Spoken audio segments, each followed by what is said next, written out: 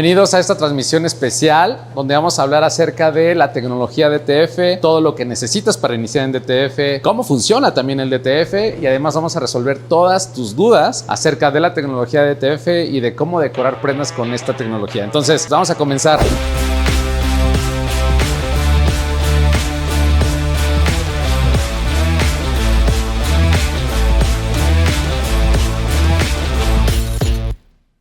Pues vamos a comenzar con DTF. Ya mucho hemos escuchado, es una tecnología que si bien ya tiene unos 3-4 años aproximadamente, pues está entrando en su mejor momento, está en un crecimiento exponencial y no sé, seguramente has ido a un centro comercial o a visitar tiendas departamentales de moda y es increíble cómo ya muchas marcas también ya están introduciendo sus colecciones de moda en DTF. Pero bueno, más allá de eso, vamos a ver qué necesitas cuando vas a iniciar en DTF y les voy a mostrar un poco de lo que tenemos aquí y de cómo trabajamos con la impresión DTF. Como puedes ver, tenemos dos equipos, son dos plotters. De este lado tenemos el primer plotter que adquirimos, que fue un DTF Pro 60, y por acá tenemos la evolución de este plotter, que es el DTF Pro 60 A1, que ya tiene algunas mejoras, además es mucho más estable y algunas funcionalidades que lo hacen un poco más práctico en su uso. Por otro lado tenemos los shakers y hornos, que es esta máquina que ven aquí, que en realidad la vas a encontrar en dos tamaños diferentes. Esta fue la primera que nosotros compramos. Como puedes ver, es un poco más grande,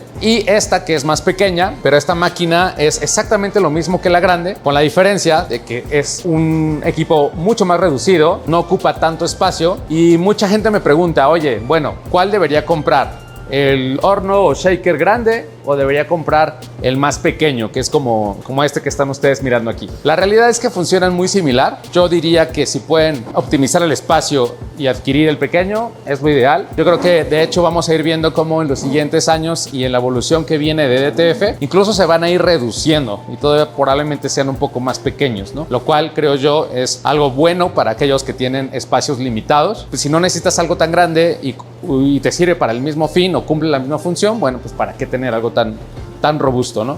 Entonces, bueno, este ya es el último tipo de horno con shaker que está saliendo al mercado y que de hecho cuando compras el kit DTF pues ya viene incluido el plotter junto con el horno y el shaker, que es también el aplicador de adhesivo para el DTF. Muy bien, entonces para entender un poquito cómo funciona esto, pues comencemos con el plotter. Lo primero que hacemos es obviamente hacer un diseño y preparar un diseño en Photoshop, meter la parrilla a la computadora. De hecho tenemos un monitor vertical donde ponemos toda la parrilla y se ve cada uno de los diseños que mandamos a imprimir. Estos diseños generalmente buscamos tenerlos en espejo, que es como mandamos a imprimir, y hacemos un tratamiento para imprimir la base blanca que ustedes ven al final. Si ustedes alcanzan a notar, voy a abrir la tapa del plotter. Se ve como primero imprime la tinta CMYK, lo que es el cian, el magenta, el amarillo y el negro, y posteriormente en la parte de arriba imprime la tinta blanca. Esa tinta blanca se queda fresca y pasa por este módulo que está aquí, que es el aplicador de adhesivo. Este aplicador de adhesivo va a soltar ese polvo sobre la tinta fresca y después va a pasar a hornearse. Por último se va a rebobinar. Aquí hay un dispositivo que va rebobinando todo el material que se está imprimiendo. La impresión va saliendo y se va enrollando automáticamente. Entonces esto hace que sea muy práctico la línea de producción de DTF. Algo interesante es, si ustedes lo miran, es una línea de producción completa, o sea que tú estás imprimiendo aquí y no es como que imprimas un diseñito y luego otro diseñito, sino que tienes que imprimir una línea de producción completa y mantenerlo en constante impresión, ya que pues es un rollo completo lo que estás imprimiendo. Lo ideal es preparar los archivos con anticipación, preparar toda tu batería de diseños que necesitas imprimir y bueno, hacer toda la línea de producción completa, ya que cuando terminas de imprimir, pues tienes que hacer el recorrido de todo el film que se imprimió e irlo recuperando hasta que se libere toda la producción y entonces puedas limpiar la máquina y apagarla. Por lo tanto, yo recomiendo estos equipos ya cuando necesitas imprimir una gran cantidad de producción para que realmente el equipo esté trabajando todos los días, ya que estos son equipos para volumen, digamos, ¿no? Si vas a imprimir muy poco, pues probablemente sea una mejor opción mandar a imprimir con algún proveedor de DTF, que de hecho nosotros damos ese servicio para todos aquellos que necesiten sus diseños en DTF. Y ya cuando necesites volumen y estés seguro de que necesitas imprimir una buena cantidad de metros por día, entonces probablemente ya es interesante tener un equipo. Las velocidades pueden variar porque es muy interesante saber cuánto podemos producir con un equipo por hora y por día. Y la cantidad de metros que pudiéramos producir van a depender de las características en cómo nosotros mandamos la impresión, porque podríamos ajustar el número de pases, podríamos ajustar incluso la resolución y eso cambia la velocidad del plotter. Vamos a pensar en un estándar, pudiéramos imprimir alrededor de unos 7 metros cuadrados, no lineales, unos 7 metros cuadrados por hora al menos, en las mejores condiciones para tener resultados óptimos. Entonces, más o menos es como funciona. Y algo muy interesante que viene es que ahora vamos a poder imprimir DTF con algunos efectos especiales, ya que la película o film que ustedes pueden ver aquí ya viene con distintos tratamientos para poder dar efectos en el DTF, como puede ser glitter, como puede ser fotoluminiscente, aquel efecto que se carga en la luz y brilla en la oscuridad, entre otros, ¿no? Va a haber unos fotocromáticos, tornasol y demás, pero van a estar saliendo bastantes cosas muy interesantes que todavía expanden mucho más las posibilidades de este tipo de equipos, ¿no? Entonces, ahorita estamos trabajando con los dos simultáneamente y algo interesante es que aquí estamos trabajando con polvo adhesivo estándar, que es el polvo que conocemos transparente, y aquí estamos trabajando con polvo negro. El polvo negro, como ustedes pueden ver, se los voy a mostrar. Este polvo negro tiene la característica de que va a ayudar a que cuando nosotros coloquemos el DTF o lo estampemos con calor a telas de poliéster, la tinta no se contamine con el colorante de la tela. Es un fenómeno que se llama migración, que es cuando imprimimos en poliéster, generalmente el calor hace que el colorante se haga vapor y ese vapor contamina los estampados. Si tú necesitas imprimir en poliéster 100% o en telas que tienen mayormente poliéster, siempre la recomendación va a ser utilizar polvo negro para que los colores de tu estampado se conserven perfectos y no tengan ningún tipo de alteraciones, ¿ok? Por ejemplo, lo más común es que si vas a imprimir en un poliéster negro y tu estampado es blanco, pues empieza a ser grisáceo. Con el polvo negro garantizas por completo que ese color original de tu estampado se mantenga. Algo interesante también que pudiéramos mencionar, que tiene que ver con cómo controlamos el tema del diseño, es que utilizamos dos pantallas. De hecho, allá tenemos otra, tal vez lo puedan ver en la cámara. Usamos una en horizontal y una en vertical, lo cual es muy recomendable para que puedas operar mucho más fácilmente el software RIP, que es donde mandas a imprimir, ya que obviamente los lienzos son largos y verticales, entonces es muy funcional utilizarlos de esta manera, ¿vale? Muy bien, entonces no sé si ya haya preguntas y respuestas y vamos a ir resolviéndolas una por una. Gerardo González pregunta que si es posible hacer un rebase en los colores MIK que sea mayor a la base blanca como se hace en la serigrafía. La respuesta es sí, es recomendable hacerlo. Hay veces que cuando imprimes un DTF se logra o se alcanza a ver una pequeña línea o un poco desfasada la base blanca. Entonces, para evitar eso, es muy recomendable, si cuando hacemos el archivo de diseño, procurar que la base esté un poquito encogida o al revés, el CMYK un poquito expandido, para que entonces, si es que se llega a desajustar la máquina por alguna razón, no se logre ver o no se vea ese filito blanco, ¿no? Desfasado. Pero si la máquina está bien ajustada, generalmente no tiene por qué verse, pero claro, siempre es una recomendación, al menos un poco, hacer ese rebase. Entonces sí es totalmente recomendable. Vamos con la siguiente pregunta. Ok, Gustavo Pérez pregunta si se pueden sobreimprimir vinil y DTF. Claro que es posible hacerlo. De hecho, es curioso, pero he visto ya como muchas aplicaciones creativas en esto fusionando muchas técnicas. Es decir, hay muchos estampados que yo he visto donde colocan un vinil textil, encima le ponen DTF sin ningún problema y es totalmente compatible. O incluso he visto que muchas personas están imprimiendo en serigrafía con tintas plastisol y encima de las tintas plastisol están colocando el DTF para enriquecer algunos elementos, lo cual también es válido y se puede hacer sin ningún problema. Entonces, claro, es totalmente compatible. Vamos con la siguiente. Jairo Ramírez pregunta por qué cuando plancha le salen burbujas con el polvo antimigración. No sé si tenga que ver realmente el antimigrante para que se hagan esas burbujas. Yo creo que la mayor causa es que hay demasiada humedad concentrada en el DTF. Entonces, probablemente cuando se está haciendo la fabricación del DTF no tiene suficiente extracción de humedad. En esta máquina, esta trompa de elefante es una manguera que va conectada a un extractor.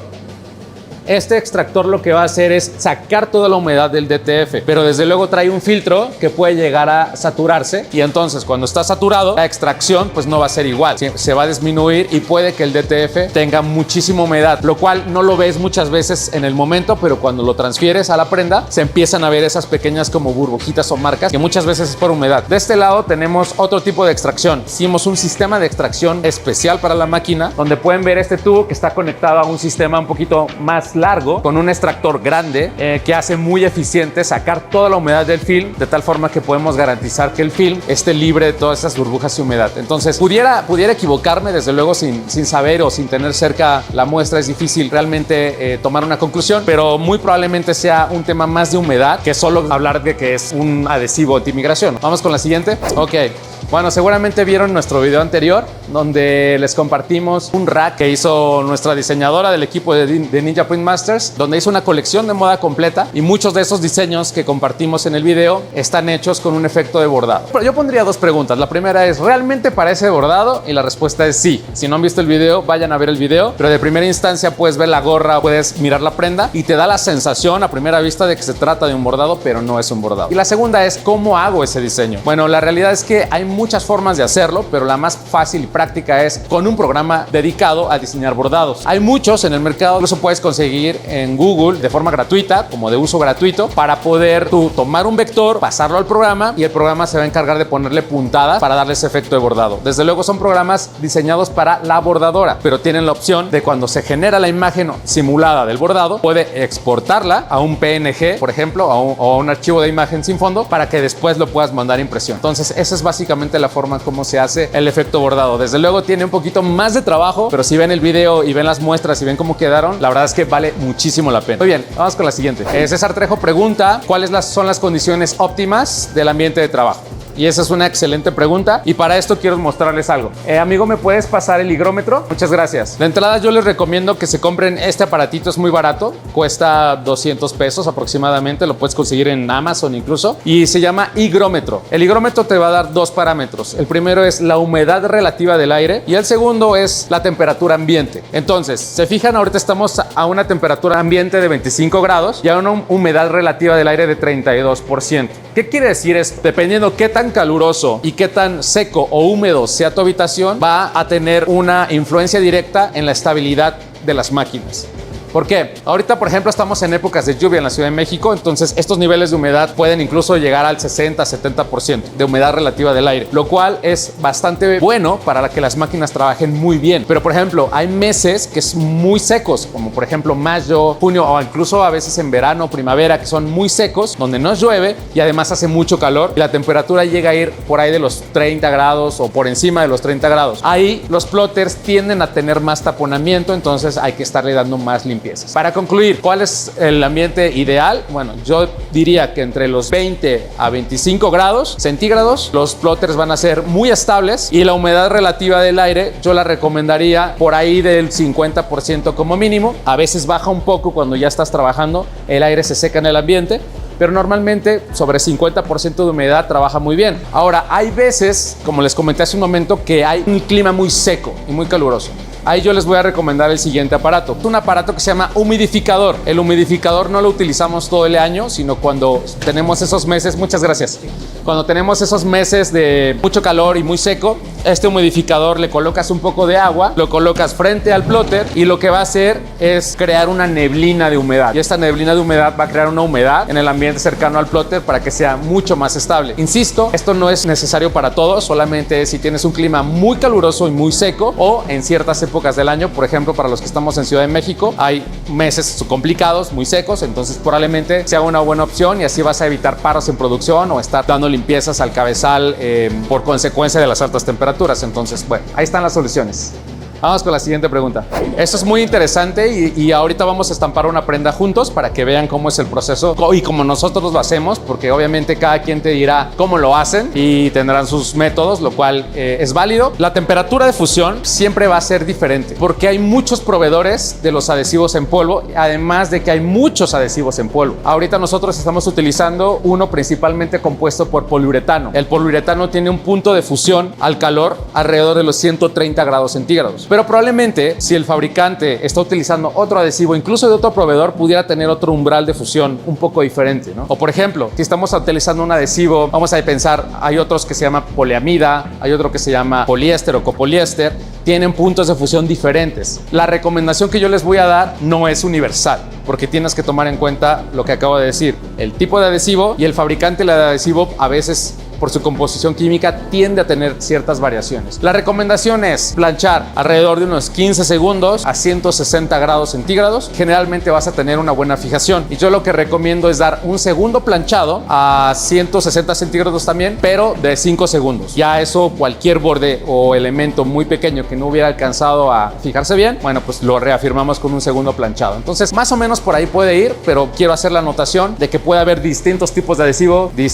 con diferentes tipos de polímeros y también diferentes niveles de calidad y proveedores, por lo tanto puede cambiar ese umbral de fusión. Bien, vamos con la siguiente pregunta. Ok, esa es una muy buena pregunta. Ahorita está muy demandado el tema de los semitonos en DTF. Los semitonos, para los que no lo conocen, son puntos muy pequeños organizados de una forma similar a como nosotros imprimimos en la serigrafía. ¿Esto qué ventaja tiene? El imprimir con semitonos tiene la ventaja de que tenemos un estampado mucho más transpirable y más suave al tacto. Bien. Entonces, ¿qué lineatura? Para todos los que usamos Photoshop y hacemos la lineatura en Photoshop, pudiéramos utilizar diferentes variables en cuanto al tamaño del semitono, pero la recomendación es que no sea un punto muy pequeño. Se ven muy bien, pero a veces no tiene el suficiente soporte para agarrar suficiente adhesivo y asegurar que el estampado dure en la prenda. Entonces, según nuestra experiencia, lo que hemos visto es que la mayor duración la tenemos a 35 líneas por pulgada. Cuando vayan a hacer sus semitonos en Photoshop, procuren exportarlos o convertirlos o rasterizarlos a 35 líneas por pulgada para que no tengan pérdidas de puntos o quede una base débil y pueda durar ese estampado. Vamos a la siguiente. Alfonso Slava pregunta si el film que utilizamos para DTF se puede utilizar para serigrafía. La respuesta es sí y no. Vamos a ver por qué. Todos estos materiales tienen algo que se llama tensión superficial, y la tensión superficial tiene diferentes requerimientos para el tipo de tinta que vamos a utilizar. La respuesta corta es sí te puede servir para transfer serigrafía porque tiene un recubrimiento que va a hacer que pueda tener un desprendimiento correcto de la tinta. Pero si bien existen un film especial para serigrafía y un film especial para DTF, es por una razón. Una razón es el comportamiento de las tintas al desprendimiento y durante la impresión, y por otro lado, el costo que tiene cada uno de estos films. Probablemente es un poquito más caro el de DTF que el de serigrafía. Pudiéramos hacer un análisis ahí si podríamos utilizar este con un costo un poquillo más alto, o mejor comprar cada uno para lo que nosotros lo necesitamos, ¿no? Algo que pudiéramos mencionar es que el transfer en serigrafía normalmente viene en hojas, que lo que es más cómodo en cómo trabajamos en la serigrafía. Y bueno, para el DTF normalmente, por lo menos para estas máquinas, bueno, lo compramos en rollo, entonces habría que cortarlas y demás para irlas imprimiendo por pieza, ¿no? Entonces, no sé, podría funcionar, de hecho lo hemos utilizado y funciona sin ningún problema, pero yo utilizaría más el indicado para cada uno por los motivos que acabo de mencionar. Siguiente pregunta. Miriam Morán pregunta, ¿cómo podemos estampar sobre costuras? Pues la primera recomendación es utilizar una plancha que tenga un cojín de silicona. Entonces eso permite que se amolde mucho mejor la prenda. Y la segunda es utilizar una presión ligeramente más alta para lograr cubrir y penetrar sobre esas costuras. Y la tercera pudiera ser cuando las costuras son muy prominentes, tienen relieves muy altos o son muy gruesas, pudieras utilizar una plancha manual. No como una plancha casera, sino como hay unas planchas que nosotros utilizamos mucho de la marca Cricut, y estas planchas son pequeñas y te ayuda a llegar a esos pequeños espacios o costuras difíciles que a veces la plancha tradicional no alcanza. Y bueno, aquí está. Tú puedes ajustar la temperatura con este botoncito. La facilidad por su tamaño es que puedes llegar a aquellas costuras difíciles o espacios difíciles, o incluso estampar piezas complicadas como pueden ser tenis, gorras, sombreros que no son totalmente planos. Con esto lo tienes completamente solucionado. Entonces yo les recomiendo esta marca que es Cricut. Desde luego hay unas similares como genéricas que no tienen marca que pues pudieran funcionar, son más baratas, pero en mi experiencia son las que mejor funcionan y las que más duración tienen. ¿Listo? ¿Alguna otra pregunta? Eso es también una muy buena pregunta. Y no solo la calidad, sino que estás utilizando el adhesivo correcto. Porque vuelvo a decir, mucha gente le dice poliamida al polvo adhesivo, pero la verdad es que la poliamida tan solo es un tipo de adhesivo. Entonces, para empezar, habría que analizar, ¿estoy utilizando el adhesivo correcto para el sustrato al que quiero estamparlo? Y esa sería la primera pregunta, porque insisto, tenemos poliuretano, que es muy recomendado para imprimir en textiles, sobre todo ropa de moda. Tenemos la poliamida, que también es muy buen adhesivo, pero es un poco más caro. Tenemos el copoliéster, que tiene la sensación que es un poco más rígido, no es tan elongable, no estira bien y se siente más pesado el estampado. Y por ahí tenemos algunos otros como el EVA. No sé si conozcan el adhesivo EVA. Es un adhesivo que nos va a ayudar incluso a imprimir sobre sandalias. O no sé si conozcan los rompecabezas tipo tapete que les ponen a los niños, como de foamy grueso. bueno, esos los puedes estampar con adhesivo de EVA. Entonces, como puedes ver, hay muchos tipos de adhesivos según lo que tú quieras estampar, pero para saber la calidad, básicamente por un lado es que sea primero el adhesivo correcto que tú necesitas, por otro lado la molienda del grano, porque hay diferentes tipos de tamaño de grano, a lo que le llaman mucho granulometría, que es qué tan fino o qué tan grueso es ese grano y por qué requerirías un grano más fino o por qué requerirías un grano más grueso. Bueno, pues depende del tipo de textil que vas a estampar. Si es un textil muy grueso como una mezclilla, probablemente necesites un grano más grueso para que tenga suficiente soporte para la rugosidad del material en el cual lo vas a estampar. Pero si fuera a lo mejor una camisa como esta, probablemente necesites un grano más fino. Probablemente estos parámetros que estoy ahorita compartiendo se confundan un poco con la calidad, porque tú dices, a lo mejor estoy intentando estampar una mezclilla con un grano muy fino y no está pegando bien y pensamos que es de mala calidad, pero a veces no tanto es eso, sino que es el tipo de adhesivo incorrecto para lo que quieres hacer. Entonces hay que tomar eso en cuenta. Por otro lado, la calidad obviamente ya es difícil verla a simple vista, sino que ya va a tener que ver con la duración de cuánto lavadas va a resistir ese adhesivo y por consecuencia el estampado. Algo muy interesante y va a parecer comercial, pero es real. Yo elegí esta marca de plotters DTF, que es de Octopus Technologies, porque todos los adhesivos que manejan, de todos los tipos que ya mencioné, tienen la certificación por la Unión Europea. Entonces eso significa que pasan todas las normas de calidad, todas las normatividades ecológicas también, para que ese adhesivo pues sea lo que realmente te prometen ser. Esa es una de las grandes variables que tenemos en la impresión DTF. Por tal razón sí recomiendo que lo tomen muchísimo en cuenta, ¿no? Porque el adhesivo a simple vista pues todos se ven iguales, ¿no? Pero ya en la realidad pues cambia todo ya en la práctica, ¿no? Cuando ya las lavas, cuando ya ves el resultado final. Vamos a la siguiente pregunta. La verdad es que yo nunca recomiendo un equipo que sea de hojas, ya sea A3 o A3 más o tabloide rebasado, porque esos tipos de equipos pequeños normalmente tienen otro tipo de cabezales no dedicados o no diseñados para tintas base agua que utilizamos en DTF. Si bien puedes llegarlos a hacer funcionar y puedes imprimir y demás, normalmente no son tan estables, son equipos muy lentos que requieren muchísimo más mantenimiento y muchas limpiezas para que los puedas mantener en buenas condiciones. Yo he hecho muchos ejercicios de cálculos con muchas personas que tienen este tipo de impresoras y hemos llegado a la conclusión que sale más barato mandar imprimir tu DTF con un proveedor que mantener una impresora de formato pequeño, porque es lenta, porque es muy artesanal y muy lento el proceso incluso de la colocación del adhesivo, lo cual lleva mucho más tiempo, y porque es muy inestable ese cabezal. Normalmente los cabezales que les ponen a esos equipos pequeños son los XP600, son cabezales no diseñados para tinta DTF o tinta base agua. Entonces por eso es que son muy inestables. Mi recomendación, y tal vez sea un poco radical, preferiría recomendarte que mandes a imprimir con un proveedor de DTF a que mantengas una impresora de formato pequeño. Claro, habrá alguien que te diga, no, mira, yo tengo una impresora de formato pequeño y ahí la tengo y me funciona. Siempre hay esa historia y está bien, pero piensa que hay muchas variables ahí, como por ejemplo, hay gente que tiene la impresora chiquita de DTF, pero a lo mejor venden el producto final caro. O sea, vamos a pensar que ellos hacen sus propios diseños, los imprimen a 350 pesos, 400 pesos sus diseños y funciona bien. Tienen suficiente margen para poder tener una impresión más cara en una impresora pequeña. Pero si no tienes ese margen y tienes que vender a un precio mucho más barato, más competitivo, yo creo que lo mejor va a ser que lo mandes a imprimir con un proveedor y te evites problemas con una impresora de formato pequeño. Esa sería mi recomendación. Vamos a la siguiente pregunta. Hay una resolución que es la estándar, porque hay la resolución más baja. Hay la resolución intermedia, creo que está sobre los 1200 dpi. ¿Sí? ¿Estoy bien? 1200 dpi. Y está la resolución más alta, que es el doble de 2400. ¿Estoy bien? dpi. La verdad es que te vas a dar cuenta con las pruebas que la resolución intermedia te funciona prácticamente para todo. Muchas veces cuando subes demasiado la resolución, aumenta demasiado la carga de tinta que va a imprimir. Por lo tanto, yo no recomiendo usar resoluciones tan altas. Depende del caso, ¿no? Hay veces que sí pudiera ser funcional, pero habría que ajustar la saturación de la tinta para que no sea contraproducente. Entonces, la respuesta corta sería: utiliza la resolución intermedia, que son 1200 dpi, y con eso sería suficiente. ¿Listo? ¿Alguna otra pregunta? Ok, también, eso es muy interesante. Yo, en cuanto a máquinas y en cuanto a tinta, les recomiendo revisen la reputación del proveedor. Ahora es más fácil que nunca meterte a foros de internet, meterte a los grupos, incluso de Facebook de DTF, y te vas a dar cuenta cómo es muy claro quién no está dando un buen servicio, quién no tiene una buena tinta, quién no está dando buenos insumos o buenos materiales en general, ¿no? Es difícil saber qué tinta es buena o no solamente viendo el bot, porque obviamente no vas a poder saber hasta que la utilices, y desafortunadamente no es recomendado estar probando diferentes tipos de tinta en el cabezal de tu plotter, porque eso puede llegar a dañarlo incluso. Entonces, la recomendación es, para hacerlo muy sencillo, intenta primero buscar con quien te vende el plotter, buscar que su reputación sea buena, que no tenga quejas con ese tipo de insumos, y por otro lado, la calidad de la tinta te va a ayudar a la estabilidad del plotter. Si ya tienes el plotter, si ya estás utilizando la tinta, si tienes temperatura ambiente y de humedad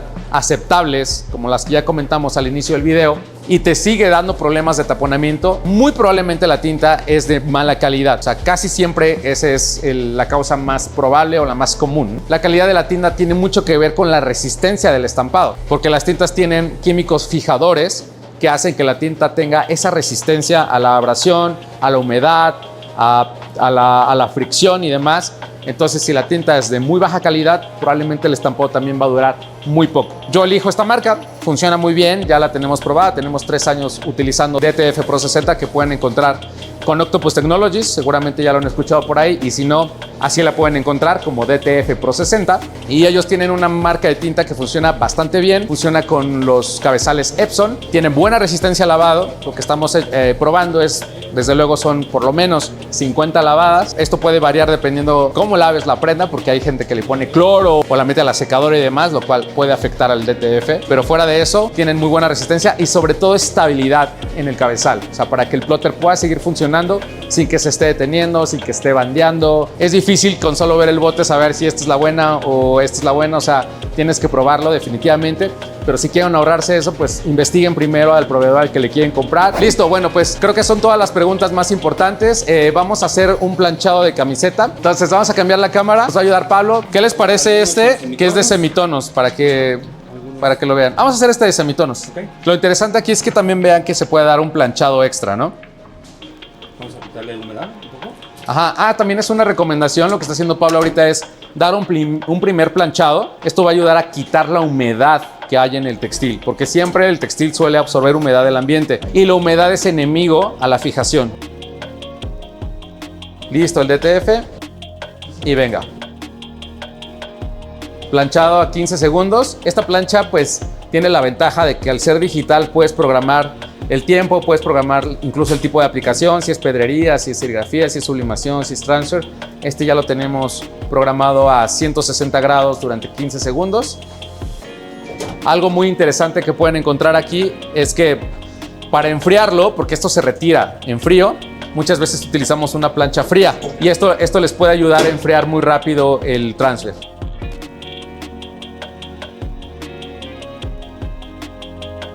Después retiramos, no sé si lo alcanzan a ver, ¿sí lo ven bien?